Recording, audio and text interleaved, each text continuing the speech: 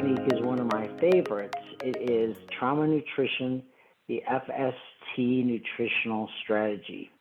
Now, there's 2 points that we're going to cover in these 15 minutes. One is, you're going to be surprised, I think, to know, or maybe you're not, that nutrition is an X factor to help our child's traumatized brains, but it's oftentimes not included in treatment as standard operating practice, and we'll talk about why that is. The second thing is that we're going to introduce a concept that we created called the Family Systems Trauma Playbook, and this is a game changer to help get your parents a pathway to help their child change their nutritional habits without that power struggle that's going to come when you're changing such a huge operating system in the family. One thing I wanted to say to you is nutrition and trauma are right now, I think, on different planets. And we did an 8-year research study in the book Treating The Traumatized Child, and here's what we found. Despite the advances of nutritional therapy over the past 30 years, research studies are showing that there's often limited to no inclusion of nutrition as part of the mental health treatment process.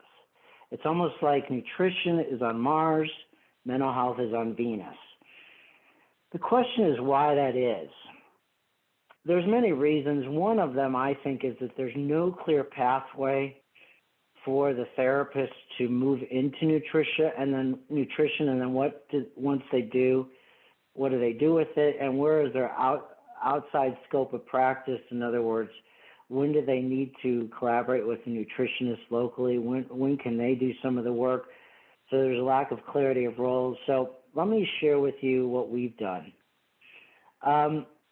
If this continues, this gap, here's a risk that we face.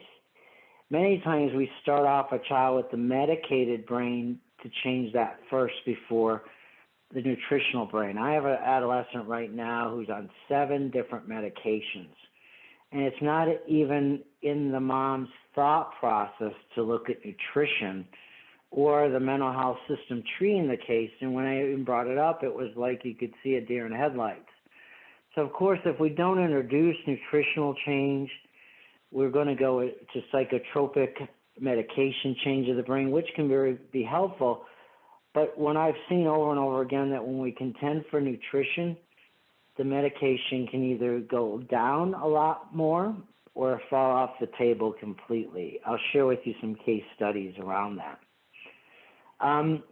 Let me give you a case study where we contended for nutrition and the dramatic change that happened with this case. You're also going to hear an audio segment of the father actually talking about how difficult this is. So Lisa and her family, she's 13 years old.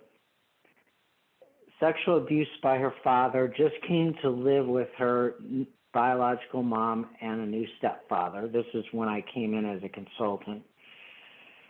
She's been actively doing self-harm to herself and having suicidal threats. There's been sexual acting out at the home.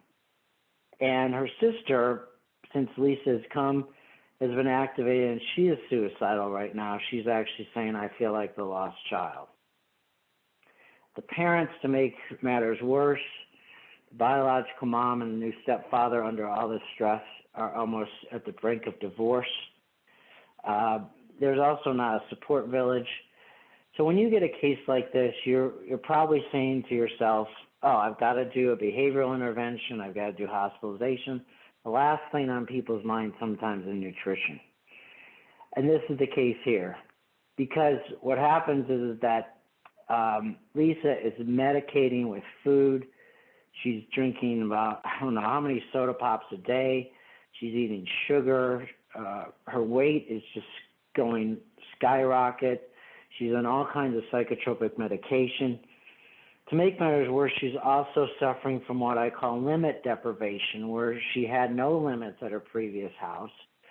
So the father and mother are just freaking out at the idea of having nutrition as an issue, because you'd have to set limits with this, because she said right now if you set any limits with Lisa, she just implodes. So they're very skeptical about whether we should try it now or ever. So one of the things that you want to make sure you convey to the family is we don't want food and nutrition to be a power struggle battleground. That's why you don't use the word diet, because diet is such a negative term today. As soon as you hear diet, people are like, no way. But nutrition is a much better word, and that's really what we're going for here as well. But can nutrition be an opportunity for competency and healing for both the parent and child? And that's where we're going here. The reframe we're going to be using is nutrition for healing, and we're going to give them an FST trauma playbook to do it. Let's watch here. So the first thing that we found was that you had to do psychoeducation before application. In other words, if a parent doesn't see it as a problem, they're not going to want a solution. So one of the things that we do is we do a quick self-assessment taken from Scott Shannon's work, which he allowed me to replicate on parenting the whole child. He's a child psychiatrist out of Denver who's doing really cutting-edge research on this, and I highly recommend his book, Dr. Scott Shannon, Parenting Your Whole Child. And the areas that are in my book, if you decide to get it off of Amazon.com, is that there's water, protein, energy, vitamins, minerals, and trace elements.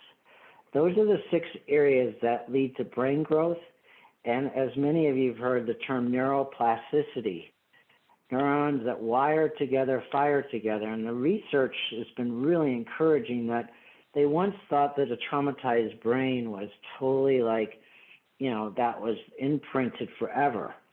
But what they found is with the right nutrients, the brain can actually start to rewire and heal itself. The metaphor would be if somebody's been smoking all their lives, they stop smoking, over time the lungs start to rewire themselves and clean out the tar, nicotine. Families oftentimes don't know this, and oftentimes clinicians don't appreciate this as much as they should appreciate it. But here's what it looks like. So I give the father, he's there by himself, mom couldn't attend the session, this dietary guideline. And I said, let's just see if this is an area of concern. So it was really clear. I asked him on a scale of 1 to 5 around these 6 areas. How often does Lisa eat a healthy breakfast to start her day, like things like oatmeal, fruits, or eggs, or does she just eat sugar, cereal, or donuts? And he says a 1. And then, how often does she take, processed sugar? 1. So he has a total score of a diet of about 9. And he goes, this is an eye-opener. Until I did this self-assessment sheet, I didn't realize how bad things were. So here you hear an audio clip that I want to play for you, where I ask him point blank after showing him this, do you want to try this? What do you think? And here's what he says. But we snack a lot and eat at the wrong times of day and don't drink enough water. So, do you want to take a stand on this piece right now or wait down the road on this one? I don't know. I know we don't have forever and everything, but I just think that we have, and I know it falls under consistency again, but we've really tried to make a stand on this diet thing, or not so much diet, but food regulation and all that before. And I would say it's probably as hard as quitting smoking. Because you're really retraining your entire family's outlook on what food they eat, why they eat it, when they eat it, how much, how fast. It's a whole reprogramming process. And it's almost... Well, the thing the way we would do it is if you look up on the screen here. So as you see here, the father's like saying things like, it's as hard as quitting smoking. You're really retraining your entire family on what they eat, how they eat. It's an entire reprogramming process. So he's like look, I don't know. I agree with you in theory that this would be a game changer for our daughter, but I don't think she could do it. I don't think we could do it. So they said, okay, not so fast. Let's give this a go. So the trauma playbook is the X factor. So let's look at this together. I give him a draft, and I said, this is just a working draft of a nutritional playbook, and let's experiment with just one meal. Let's not try to do lunch, dinner, snacks, because success breeds success. By the way, let's bring Lisa into the mix and Mom so that she can be part of the plan. And so Lisa starts to get into it, especially when she has 2 cheat days on Saturday and Sunday. And we tie it to her currency. Lisa's currency, as many adolescents, is her phone. So we say in a very non-power struggle way that when you finish breakfast, 1 liter of water, and you can choose between oatmeal and eggs, that you get to keep the privilege of your phone. Now she goes, well, what about you guys? Are you guys gonna start eating? Because you drink Pepsi when you wake up in the morning. And Dad and Mom are like, yep, we've got to not do as I say, not as I do. We'll do it too. So that helps as well. Now here's the key piece here: troubleshooting. So they go to me, okay, what if Lisa says, no way, I'm not going to eat this oatmeal, blah, humbug, you know? So as you see here, we have step by step. That Dad says, and Mom says, Lisa, we're not going to get into a power struggle. We're going to just exit and give you the space you need, 10 minutes to make a choice. Again, this is all pre-written and predetermined, not off the cuff. Now you have the freedom to choose. We love you and we're proud of you regardless of the choice you make today. Again, they've never said that to her before in her life. So we're using this playbook as an excuse to bring about competency in the family. Call me if you finish eating early.